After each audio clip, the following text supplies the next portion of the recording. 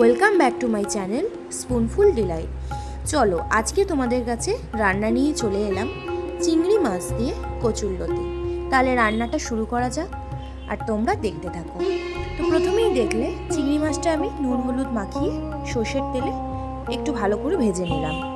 এবারে আমি মাছগুলোকে প্লেটের মধ্যে উঠিয়ে নেব। তারপর ওই তেলেই ফোড়ন দিয়ে দিলাম কালো জিরে, আর এদিকে কচুরলতিগুলো আমি সেদ্ধ করে রেখেছি আগে থেকে, তো জলটাও ঝরিয়ে নিয়েছি। এবারে ওই ফোড়নের মধ্যেই লতিগুলো দিয়ে দিলাম। এবারে একটু ভালো করে নাড়াচাড়া করে নিচ্ছি। এবারে একে একে মশলা দেব।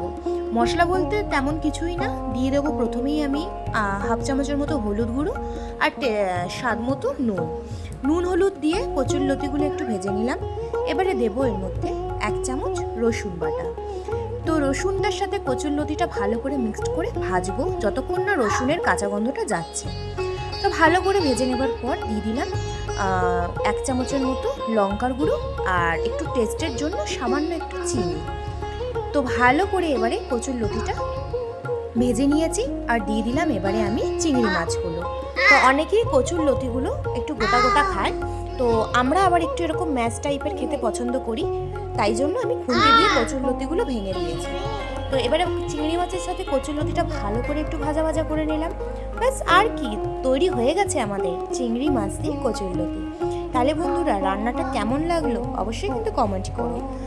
এই গরম গরম ভাতে এই কচুরলতি দিয়ে ভাত কিন্তু 1 থালা খাওয়া হয়ে যাবে। চলো দেখা হচ্ছে পরের আরেকটা ভিডিওয়ে। টাটা।